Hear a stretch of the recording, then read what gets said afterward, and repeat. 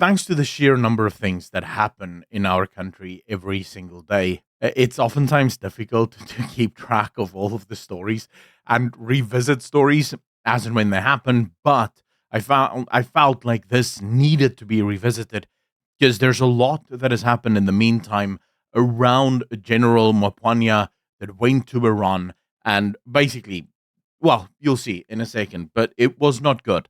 The reason I felt like this was super, super important to revisit is there's potentially two things that will come out of this, neither one actually really good. Now, just a quick refresher for all of you that may have forgotten.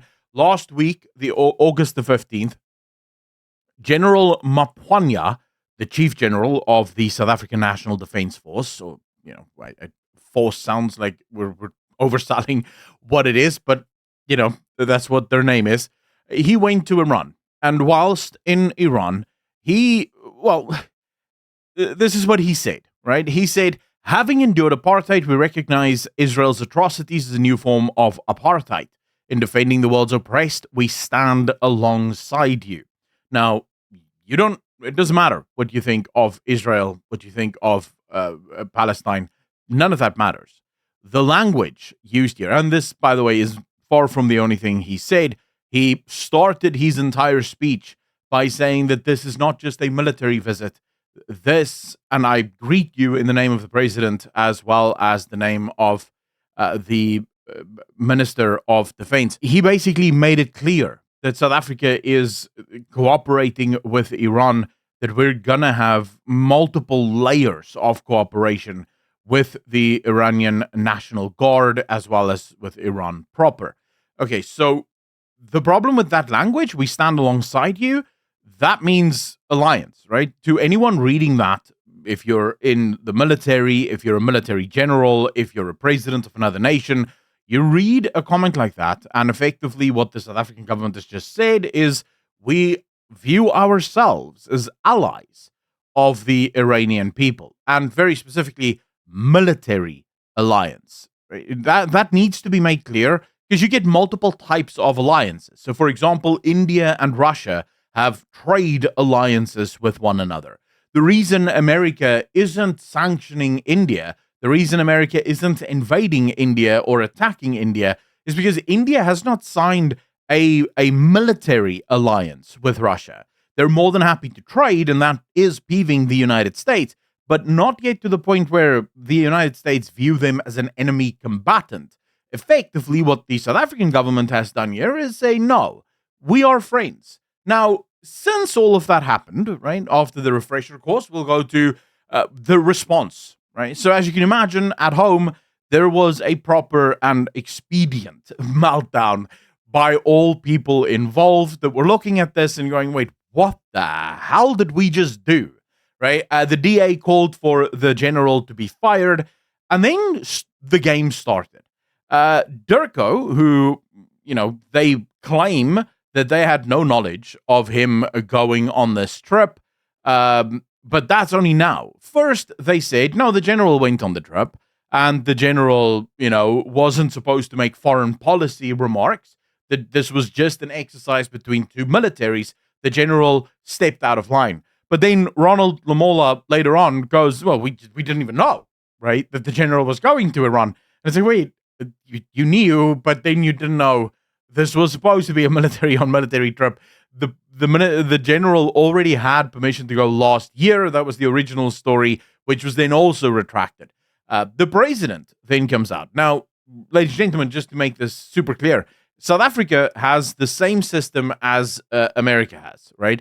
Where our president technically is called the commander-in-chief. The reason for it is our military answers to civilian leadership. It allows for civilians to have control over the force, so to speak, of our nation. Most other nations on Earth don't really have that, or not in the same spirit. This is the law of South Africa. So the idea that a general of the military went on a trip without the knowledge of the president, that should be worrying. Okay, and the reason I say this is worrying, and over the course of this, I've watched a number of sort of responses from people that I view probably far more knowledgeable on this than me. I've also done quite a bit of research on this. The first videos that I sort of watched, as well as articles that I read, was from William Saunderson Mayer. He writes one of the longest standing I guess you could say, articles or platforms in South Africa, Jaundiced Eye. Very, very interesting stuff if you ever have time to read it. So I listened to what he had to say. And then I also listened to Joshua Mercevi, who is with the Hudson Institute. They're in Washington, D.C., and they have a number of contacts and people inside Washington, D.C., inside the Capitol building and all the rest of it. So they have a bit of insight into all of this. Now, the one thing that came out of both of these men and what they had to say about it is neither option. So either the president knew that the general was actually going out of the country to Iran to do very, very bad stuff, right? Or the president didn't know. Neither of these options are good. So let's quickly just stop on the president had no idea that the general was leaving the country to go to Iran. This, if you couple it with Lieutenant General Mkhwanazi's recent sort of attack on the ministry, start to paint a very dangerous picture in South Africa. This suggests, if the president had no idea, if DIRCO had no idea, it suggests that the military, as well as the police, have gone rogue. They're no longer following the chain of command. They no longer care what the president has to say, and instead we're entering a period of faction wars within our political landscape, because this general will almost certainly belong to a specific faction within the ANC, as well as Lieutenant General Mkhwanazi, who also belongs to a very specific faction. It has long been said that Lieutenant General Mkhwanazi isn't squeaky clean. He's not this guy that is just absolutely anti-corruption. He is apparently just as corrupt as everyone else. The big issue is that his faction is very, very much against the faction of Ramaphosa. And so this is where these attacks are coming from. This is really, really bad because this suggests, and both people have alluded to it, that we might start looking at a coup, at a military coup. Now, one of the great misnomers and misunderstandings from people is that a military coup automatically requires the military for it to be a military coup. A military coup literally just means that you have an armed coup. So there are militant groups that are using violence in order to take control of the country. It does not have to be the military that is involved, although often what you will have is a military leader, a general of some kind, or perhaps a general in the police that will be the front man for all of this. So he will be the lightning rod, and everyone else will sort of fall in behind him, and together they will exercise this coup. So if the president didn't know, we might be staring a coup in the face. But what if the president did know? Well, neither one is good, because if the president did know, then we literally just pledged an alliance militarily with Iran. Iran is considered an enemy nation to the United States. We would therefore be considered an enemy nation of the United States by proxy. And unlike Iran, South Africa doesn't have nuclear capabilities, nor is South Africa anywhere close to developing nuclear bombs, right? Iran at least have the threat that they may have something, right? And that they're kind of working towards something. The other problem is it's very difficult to invade the Middle East. It is a very harsh sort of terrain, very harsh land. So Iran is a problem, and it sort of presents its challenges to the United States.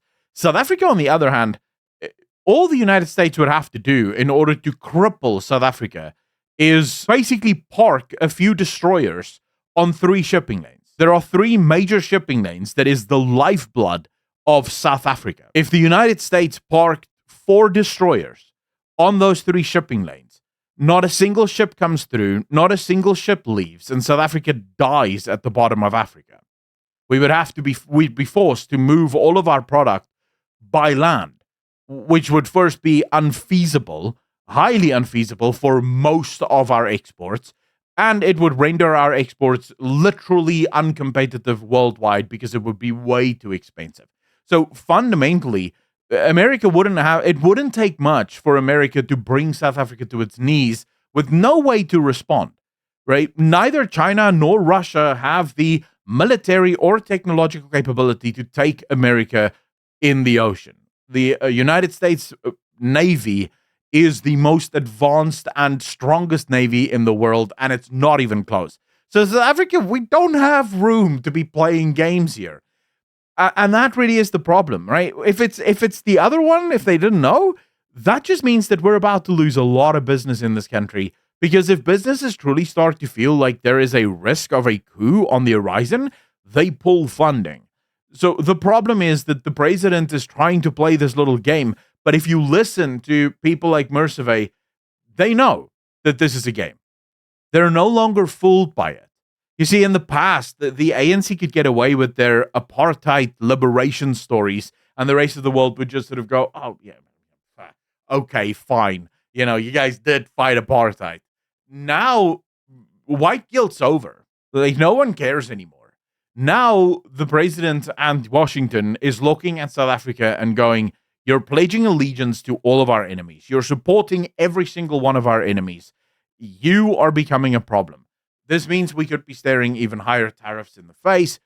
A lot of things can go very, very wrong. The one thing we have that might work in our favor is the fact that, well, maybe the president doesn't even learn about this.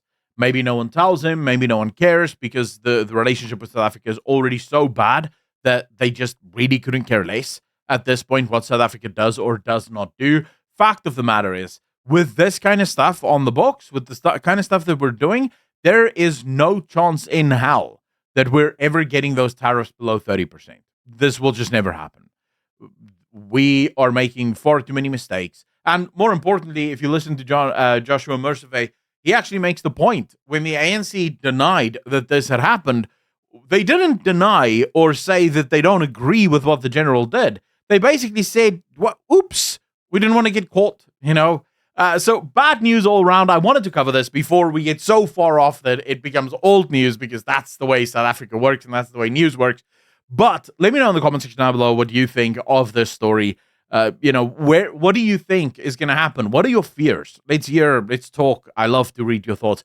If you think more people should have access to the content that I make, should get honest and rational conversations, please consider hitting that like button, hitting that subscribe button, and letting me know in the comment section down below, because engagement is king for YouTube. Then a massive thank you to all of the patrons and the YouTube channel members. If you want to become a patron, link in the description down below, or click the join button right below this video.